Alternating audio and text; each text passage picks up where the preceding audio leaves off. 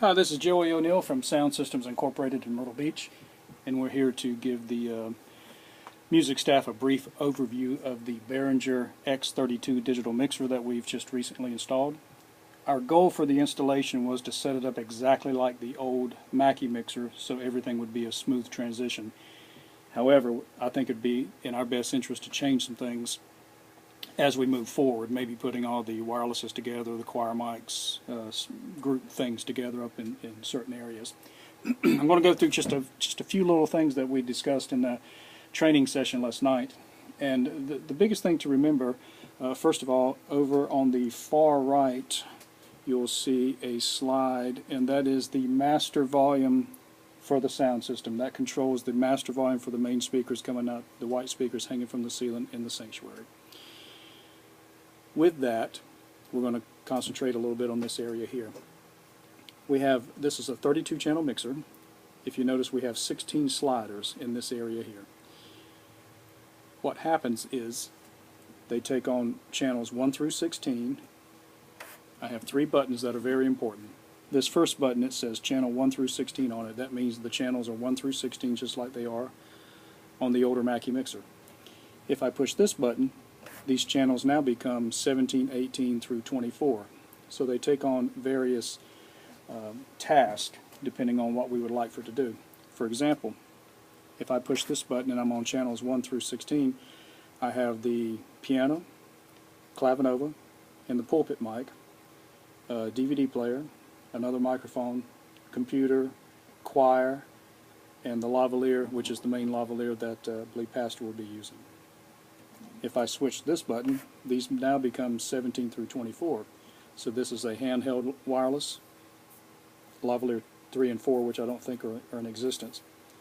My CD playback for music, and then a couple other microphones, computer, DVD. Therefore, the most important thing to remember on this board is if I need to change something, if I'd like to change the gain control, which is up here, which is the same as the white knob on the old Mackie mixer, or if I'd like to incorporate the tone control, adding bass or treble or mid-range, or trying to clear somebody's voice up or make it a little brighter or bassier, or however I'd like to do that, that's a personal taste. That's in this section here. And this section right here controls our monitors. Now, very important about the monitors. I'm going to go ahead and jump to that while we're speaking of them. If I push this button that says Bus Master, this is the master volume for the powered speakers on the very front of the stage. Number 2 is the master volume for the 4 powered hotspots, which are the small speakers on the stands. They're in front of the choir. And then number 3, this is the 2 speakers that are installed inside the tone chambers on the left and right side of the choir. So, for example, floor monitors, choir hotspots, and then the choir side speakers or the main choir speakers. Those are my 3 controls, just like we had in the past. So what I'm going to do is I'm going to come over here and I'm going to push play on my CD player. My CD player is in channels 23 and 24. First of all, I can come up here and I can mute both of the channels. If I've got a mistake or an accident or something just takes off on me, I can just mute the channels. One is vocals, one is instruments. Or I can get rid of both of them. Now, let's say that I would like to turn up the music in the stage monitors. Well, I know my floor monitors are 1, my hotspots are 2, and my choir is 3. So what I would do is I would come to this button right up here. Hopefully we can see it, and it says 1 through 4 bus sends. If I push that, it will always be on this button here, 1 through 4, because we don't have any additional monitors. Now, if I would like to turn my music up, first of all, I'm going to turn it down in the house system and make sure my track is playing. And I'm going to come over here, and I would like to turn up the music in my 3 choir monitor. So when it starts playing here, what I'm going to do, that's my number 3 monitor. 1, 2, 3. This is monitor 1, this is monitor 2, and this is monitor 3. I go to the channel I would like to control. Now my track's playing. There's my CD vocals, and I would like to turn it down in choir 3. This is my music. I'd like to turn it down in choir 3. I'd also like to turn it down in choir 2, and I'd like to turn that down in choir 2.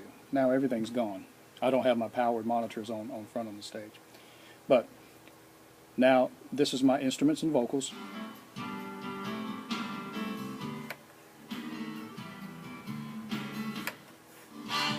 This is my track playing both sides.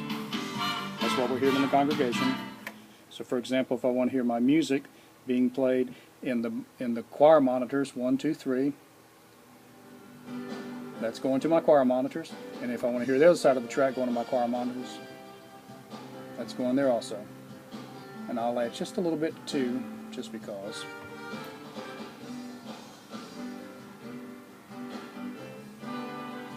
Okay, and that's the stage monitors. Now, bypassing that and going back to the regular channels. My music's playing. Here's my CD. If I would like to make the tone any different, I could select the specific channel of anything I'd like to do, and I can adjust the treble, bass, send it to the monitors, bring the gain control up. Now what I'm going to do is I'm going to mute this, and I have a handheld wireless microphone. I turned it on, and once I start talking, I can see already that this microphone is showing up in channel 17. Testing 1, 2, 3, 4, 5, 6. Mic check, test 1, 2. This is the handheld, it was called wireless 2. I think we wrote handheld there. I can mute it. Testing 1, 2, 3, 4, 5, 6. Testing 1, 2, 3, 4, 5, 6. Now, if I would like for this microphone to go to any monitors on stage, I know I've got stage, hotspots, and choir. Then I would come to my microphone, and I would like to increase my microphone in monitor 3. So I'm going to turn this up, test 1, 2, 3, 4, 5, 6, 7, and you can hear it getting very loud just in the choir area. So for now I'm going to bring that way back, because we don't need that anywhere close to that loud, and leave that. Now, let's say that I would like to add a little bit of tonality to this microphone. I always select the microphone I'm going to. This is the microphone I'm talking to. I hit select. I push this, which says EQ, and I would like to brighten it up or make it a little crisper. I'm going to push the highs, and I'm going to come over here to the gain, check test 1, 2, 3, 4, 5, 6, 7, 8, 9, 10, and now it's quite crispy, quite clear. Check testing 1, 2, 3, 4, 5, 6, and I'm going to bring that down because I don't want it quite that much. Okay, that's the general overview of the mixer. Remember that if we push this button, we're controlling channels 1 through 16. They are labeled here. If I push this button, we're controlling channels 17 through 24. They are layered here. I believe after this stage, we should go to a better setup on the stage and do a little better layout to make it a little more logical. That's it for now. I don't want to throw so much stuff at one time, but we'll do more of these. Joey O'Neill Sound Systems, 843-602-5883.